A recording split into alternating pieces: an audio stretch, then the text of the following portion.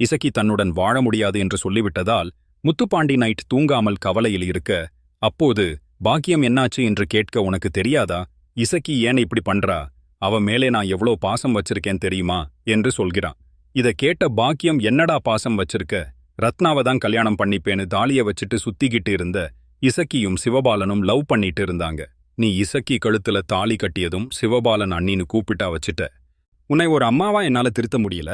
ஆனால் இசக்கி திருத்துனா. அப்படி இருக்கும்போது நீ என்ன பண்ண? அண்ணன் பாசம்தான் முக்கியம்னு இருக்க, அவளை உன் பாசத்தால் மாத்து. புருஷன்தான் வேணும்னு சொல்லவை என்று சொல்கிறாள். இதை கேட்டு முத்துப்பாண்டியும் அவளை மாத்தி காட்டுறேன் என்று சவால் விடுகிறான்.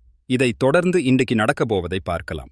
இன்றைய எபிசோடில் இசக்கியின் கடைக்கு வந்த முத்துப்பாண்டி அவளிடம் பேசுகிறான். அப்போது, இத்தனை நாள் நான் தான் எல்லா தப்பையும் பண்ணிக்கிட்டு இருந்தேன். ஆனால் நீ எனக்காக எல்லாத்தையும் பொறுத்துக்கிட்ட. உண்மையிலேயே உன் அருமை எனக்கு தெரியவே இல்லை.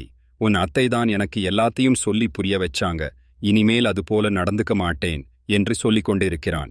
இசக்கி முத்துப்பாண்டி இருவரும் பேசிக்கொண்டிருக்க அங்கு செல்லக்கனி வர, என்ன மாமா, அக்கா மேல இருந்த கோவம் எல்லாம் போயிடுச்சா? இருங்க, நான் எல்லாரையும் கூப்பிடுகிறேன் என்று சொல்ல, எம்மா கனி, நீ கொஞ்சம் அமைதியாயிருமா? எல்லாரும் வந்தாங்கன்னா என்னைத்தான் கேலி பண்ணி பேசுவாங்க என்று சொல்ல, இசக்கி, மாமா கிண்டல் பண்ணாதடி, அவரே இப்போத்தான் என்கிட்ட அன்பா பேசுகிறார் என்று சொல்லி ஒரு ரொமான்ஸ் லுக் விடுகிறாள். இதைத் தொடர்ந்து வீட்டில் பரணி மற்றும் சண்முகம் தனியாக இருக்க, பரணி வேண்டும் என்றே என்னமோ எங்க அப்பா கிட்ட 1 வருஷத்துல உங்களை தாத்தாவாக்கி காட்டுகிறேன் என்று சொன்னீங்க. ஆனால் அதுக்கான முயற்சி எதையும் செய்யாமல் இருந்தா எப்படி என்று சொல்லி சண்முகத்தை உசுப்பேத்திவிட, சண்முகம் பரணியிடம் நெருங்கி வரும் நேரத்தில், உங்க தங்கச்சி இசக்கி, ரத்னாவின் வாழ்க்கை மட்டும் இப்படி இருக்கும்போது நாம இப்படி சந்தோஷமாயிருந்தா நல்ல இருக்காது. முதலில் அவர்களுக்கு ஒரு நல்ல வாழ்க்கை வாழ வேண்டும் என்று சொல்லிவிட்டு இழுத்தி போர்த்திக் கொண்டு தூங்க சண்முகம் திருதிரு என்று முழித்துக் கொண்டிருக்கிறான்.